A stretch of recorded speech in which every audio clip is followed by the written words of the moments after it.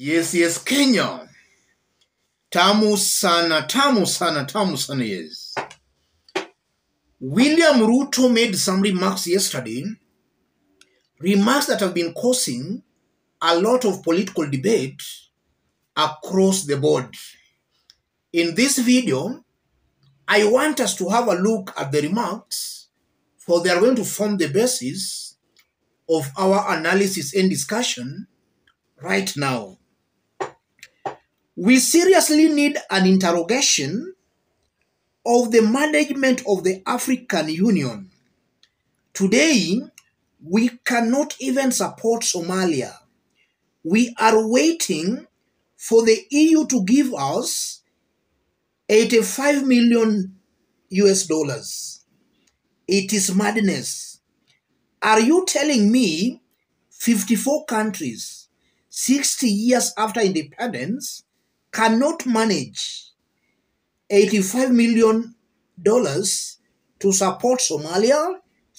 William Ruto, president. Those remarks have been causing a lot of heated political debate. A good majority of Kenyans are of a very strong opinion that William Ruto is not honest with himself and with what he's saying.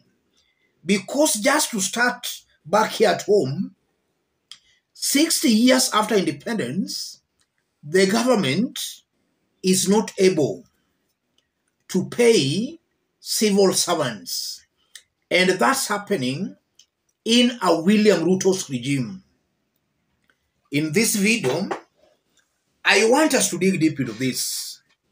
In case you are watching us, but you have not yet subscribed, subscribe, give this video a like.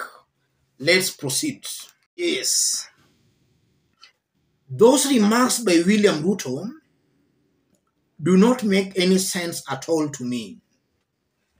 If you listen to the entire speech, Ruto was also complaining on how some months ago, when African leaders visited the US, they were bundled in one bus.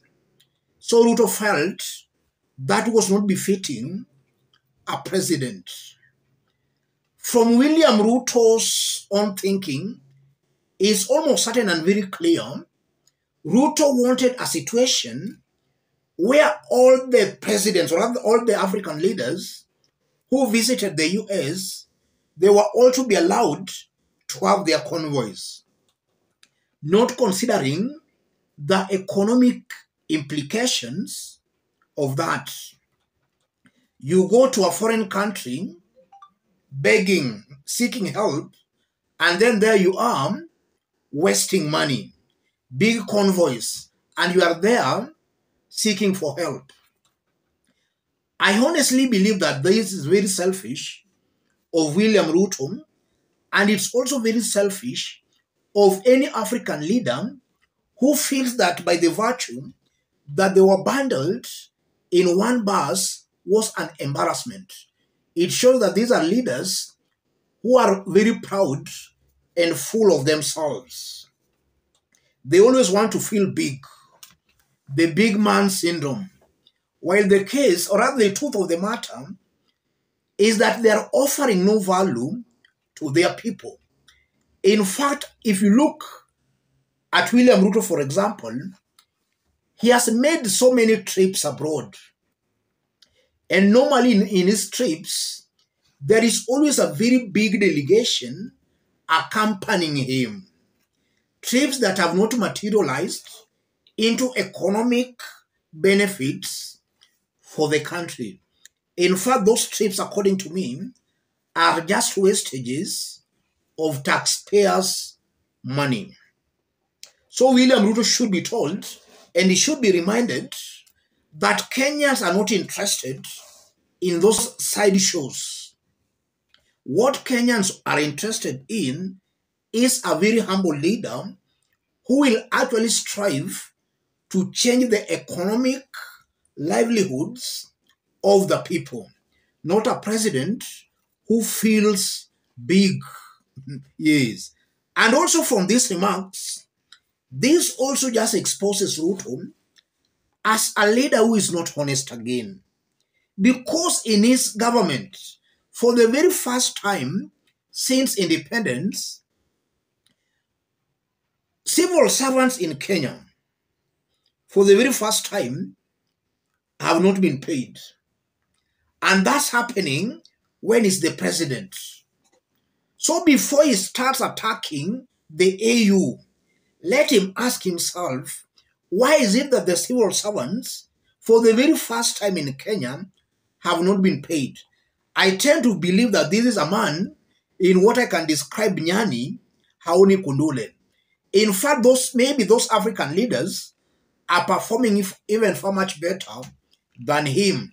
We have never seen civil servants not being paid in Uganda or even in Tanzania, but in Kenya. So William Ruto is the least person who should be complaining about Africans not helping Somalia. He should be the least person to complain about that. If Kenya's economy was vibrant and we were seeing things being done the right way, he could have had that maybe authority to actually speak the way he's doing. But he's the least person qualified to make such sentiments. And also from those remarks, you are seeing clearly a confused president. A president who is trying very hard to please outsiders at the expense of the people he should be pleasing. I'm very sure that this is a government, or that this is a government and a president who can even actually donate money to support other countries at the expense of, of the people he should be leading. And I'm saying that because as I talk, Kenyans are dying of hunger. And we saw William Ruto's government taking food to Somalia, while at home Kenyans were dying of hunger. So you are seeing a totally clueless, a confused president. And that's why William Ruto is talking the way he's talking. As I conclude, that also confirms one thing. William Ruto was not prepared to form a government.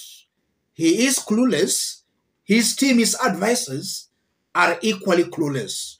Or maybe William Ruto is not just a leader you can advise, because those sentiments, is very unfortunate for a leader to make those sentiments at this time. At this time, it's very unfortunate. And also some weeks ago, we saw William Ruto trying to broker a truce in Sudan. As he was doing that, there was turmoil in Kenya. And then he was pretending to be brokering truce in Sudan, but at home, there was turmoil. So I'm seeing a totally confused leader. Let me stop it there, ladies and gentlemen. But just as I did indicate when we were starting, if you are watching us but you are not yet subscribed, subscribe, give this video a like. If you want to support us here, I've pinned my number on the comment section. Contact me through the number or feel free to channel your support to the number. Yeah, feel free, guys. So William Ruto is just totally confused.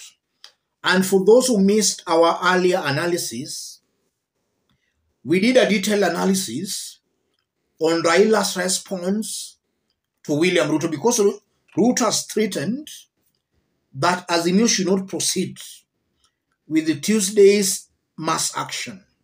In fact, Ruto made it very clear, mtajua hamujui. And after that, we saw some threats, even assassination threats, aimed at Raila Odinga. Moses Kuria making very inciting remarks. From where I sit, the mere fact that Moses Kuria made those remarks, and he has not even seen it fit to resign as he is, that confirms This is a banditry government, a government of criminals, where those who are expected to be bringing the country together are actually dividing the country. Thank you. God bless you. God bless Kenya.